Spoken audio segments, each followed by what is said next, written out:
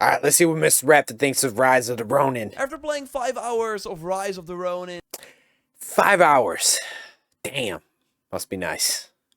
and thanks to an early code from Sony, I'm hooked to the combat and a loot grind that is way more fleshed out than I anticipated. But I also hope that there are still some surprises in the rest of the game to keep the adventure through the 19th century Japan interesting. The story starts really strong. We play 2 characters and have to infiltrate an American ship. Many Western ships have appeared. What do you guys think about the combat, to be honest? History, but not everyone is happy about it. So we have to infiltrate the ship and take out the captain. But before this, because Ghost of Tsushima, dude, that combat was pretty dope. So I'm not gonna lie. Show you my own footage. This is all B-roll provided by PlayStation, but I can share 5 screenshots of the character creator to give you an idea of what you can expect. Like, there's a lot you can tweak. There are presets as well, but if you want to go crazy, you can. And there is even a feature to create a code for your appearance, so then other people can use that to make the character look like the one you made. So you can change the appearance later on as well. And while infiltrating the ship, you can switch between both characters, which adds a pretty unique twist to an encounter, but it also makes the game more manageable compared to previous titles from Team Ninja,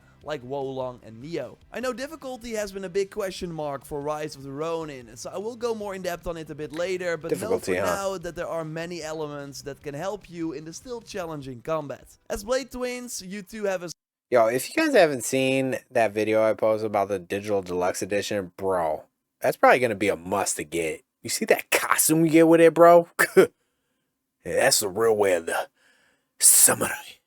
Special bond and feel connected, but at the end of the tutorial mission on the ship, about 45 minutes into the game, you have to choose who you want to play as your character, because the other person, your twin, well, I gotta go, oh boy. I won't go into and this game's co-op. It's crazy. But good to know that my early hours after reaching the world were focused on finding my Blade twin, asking around for clues, and discovering more about Japan in the process. So the game opens up pretty early, and doing content in the open world has been my favorite part so far. You quickly get your horse, so you can explore the pretty small opening region. There was a side quest I could pick up to help a lady gather some herbs. Animals were attacking an innocent NPC, so I could help them. Shrines are there, you can pray at them for a skill point. There are different mini games where you can try and beat your own scores, and many bandit camps, which are totally the highlight of it all. These namely include regular enemies and formidable foes, basically leaders of the camp that are way harder to take out, and so far have been really varied, all wielding different weapons, doing different moves, so it really feels like you're doing multiple mini boss battles inside one bandit camp, and these enemies all reward you with brand new weapons that you can then use yourself. I will of course have tips for weapons that you don't want to miss when the game comes out,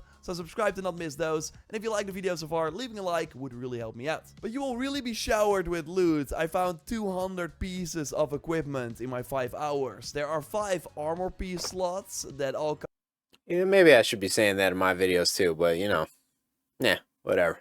Fuck it. Come with different stats and completely change the look of your character. And at the moment you get a new headpiece or robe, for example, you will unlock the item in the transmog system, so you can always look the way you want while keeping the best stats. Weapons also come in different rarities. So transmogging, oh bro, that's gonna be me all day with that Digital Deluxe skin, bro.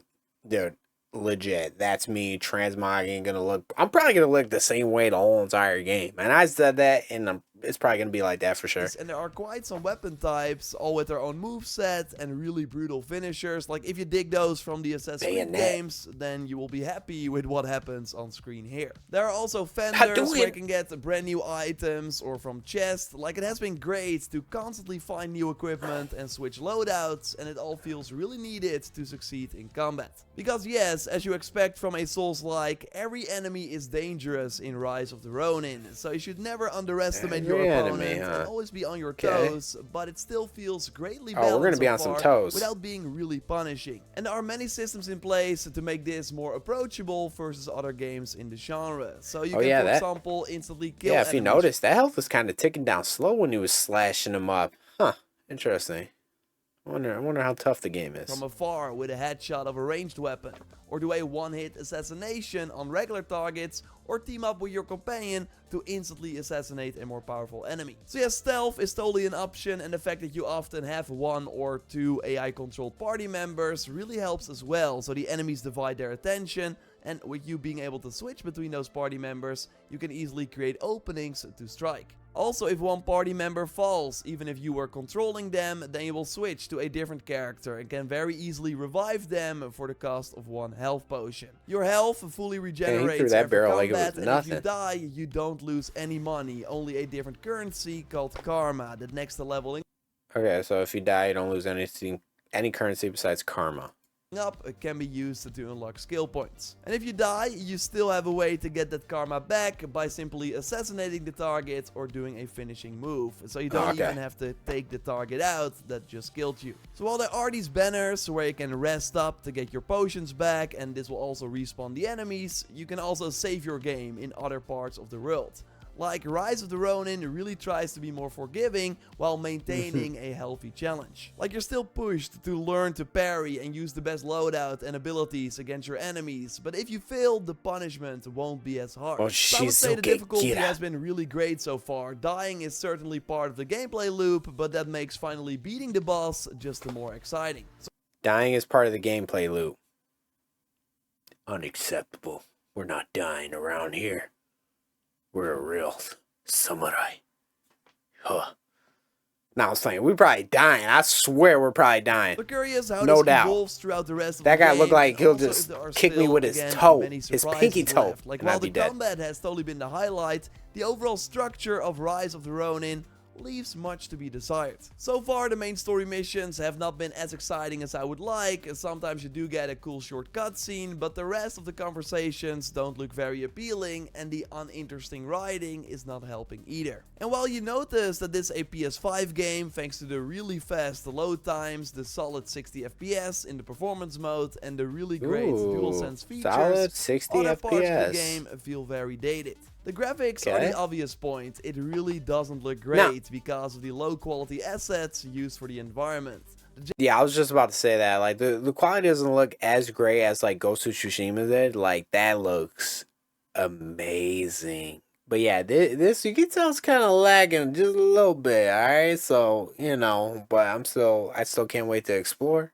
That's gonna be dope. Japanese aesthetic saves it a bit, but it has been a while since I've played a game where I sometimes really thought to myself, damn, the graphics are pretty bad. The streets in cities are also very empty, so while it's a very cool setting, it just really does not feel alive. Also, the game's structure in terms of main missions has not been very exciting. I mean, that could kind of change on release, right? With all the NPCs like in the world. Maybe it could change on release. Just a little slight difference. I'm not 100% sure. Talk to NPCs in the open world, and then you will eventually reach a small instance mission with at the end a boss. Damn. And this boss, I don't know why, is protecting schematics to build a camera. It all just does not really feel connected. I really hope there are more cinematic moments like the opening of the game, because so far there have not been a ton of memorable things in Rise of the Ronin. Still, there are a ton of things that happened during my play session, but that I sadly cannot show you. Like there's a wanted system where if you kill innocent people, Ronins and other characters will come to hunt you. I love the fact that your inventory has 2,000 slots, so you're never running into space issues. Thank God. 2,000 slots. Shit. They should add at least half of that to the graphics. Shit. You know what I'm talking about? I also had one very impactful choice where I could kill the boss or spare him, with both leading to completely different rewards. So if the game throws more of that into the mix and keeps the combat interesting with cool loot to earn, then I know that I will have a good time playing this game. And co-op should also be quite a lot of fun. I've not been able to try that yet. Oh, it's gonna be fun. Still, the PlayStation Studios logo is smacked onto this. You see it when booting up the game.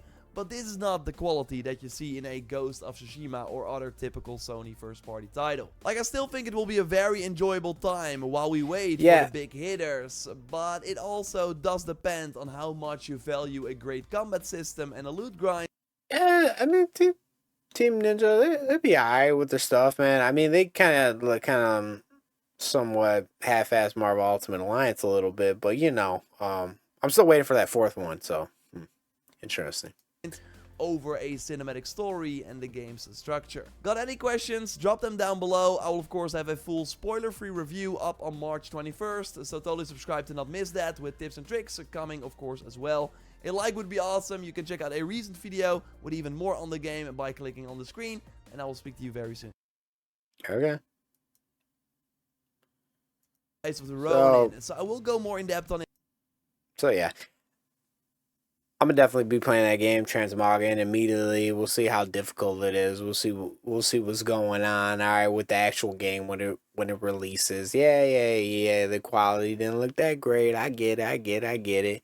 But you know, let's see what happens. Pretty sure this will be a decent game. All right. So hope you guys enjoy that little video right there. And